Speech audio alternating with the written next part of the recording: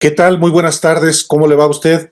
O de buenos días o noches, si es que a esta hora atiende este espacio informativo, mi videocolumna que se llama Historia de lo Inmediato.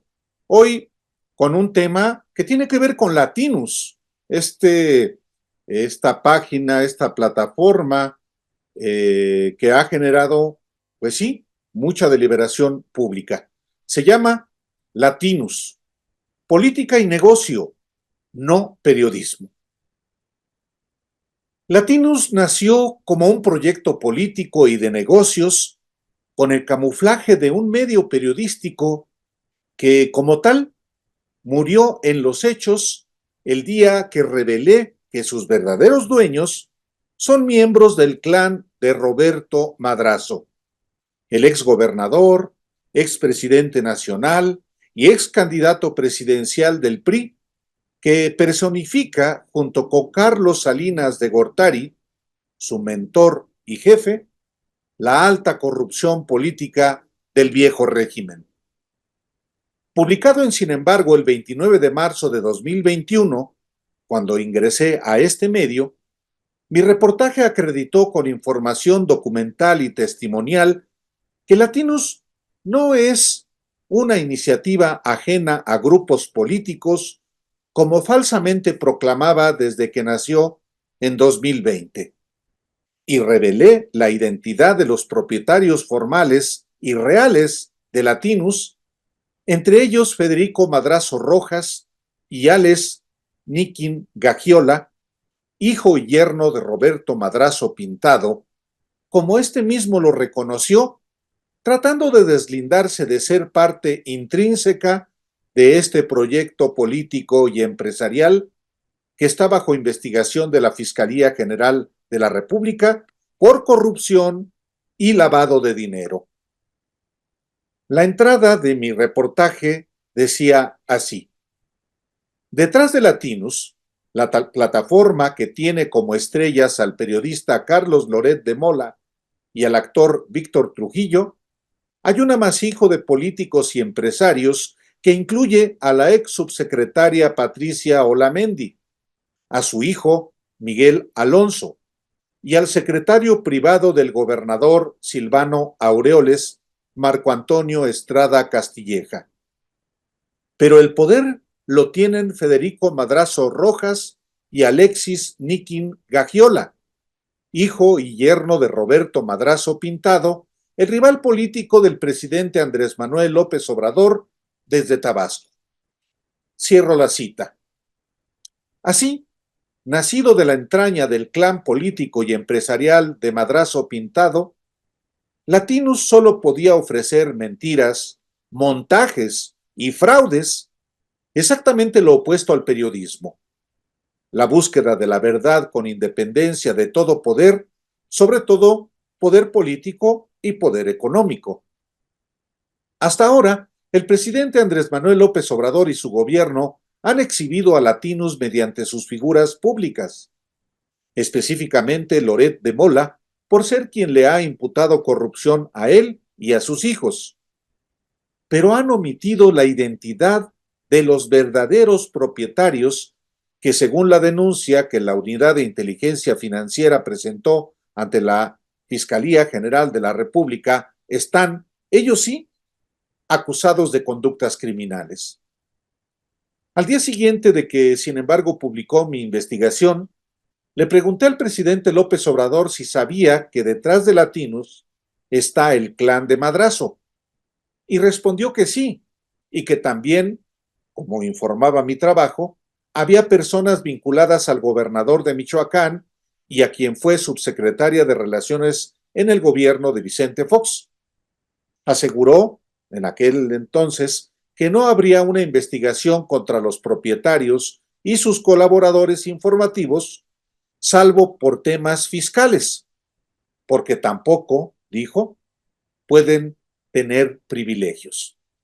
Y mi reportaje incluía, en efecto, que las empresas controladoras de Latinus no habían declarado fiscalmente y también sus vínculos estaban con otras empresas propiedad del yerno de Madrazo, que eran proveedoras de equipo médico y medicinas de gobiernos estatales, como el de Michoacán, fuente de miles de millones de pesos canalizados a ese medio de comunicación. Pablo Gómez, el titular de la UIF, informó la semana pasada que esta institución presentó una denuncia ante la Fiscalía General de la República contra Latinus el 20 de mayo de 2021, es decir, un mes después de publicado mi reportaje y cuando el titular de esa institución era Santiago Nieto Castillo. Esto dijo Pablo Gómez. ¿Por qué se ha denunciado a este consorcio? Refiriéndose a Latinus. Por actividades de lavado de dinero y también ligadas a la corrupción. La denuncia es del 20 de mayo de 2021. Entonces no es una cosa reciente. Es algo que se está procesando la Fiscalía General de la República porque el consorcio Latinus se caracteriza por eso, con recursos públicos, pero recursos públicos ilegales. No están en los presupuestos de comunicación social ni de publicidad, sino de medicinas, de atención médica. Hasta aquí Pablo Gómez. Pero a mí me llama la atención que el propio Pablo Gómez tampoco haya mencionado a Madrazo, ni a su hijo, ni a su yerno, pero aclaró, eso sí, que la investigación no involucra a los colaboradores editoriales de Latinus como Loret de Mola, Víctor Trujillo, Lorenzo Córdoba, María Scherer Ibarra, Denise Dresser y Jesús Silva Herzog Márquez, entre otros, que en efecto son solo empleados de un conjunto de empresas, es decir, de un patrón, el clan Madrazo, que es el que ha incurrido en corrupción y uso de recursos de procedencia ilícita, según esta denuncia. Por ahora, el gobierno de López Obrador ha tocado solo la superficie del asunto, no el fondo. Y más aún, el propio gobierno federal ha contratado a las empresas del clan Madrazo por 382 millones de pesos entre 2019 y 2023, según la propia información difundida por Pablo Gómez. Y desde que la Fiscalía investiga, en 2021, se le han asignado contratos por más de 200 millones de pesos. Sí, está raro el asunto. Yo no sé si Federico Madrazo Rojas y Alexis Nikin Gagiola, hijo y yerno de Madrazo, son lavadores de dinero, incluyendo este último, que de acreditarse sería gravísimo.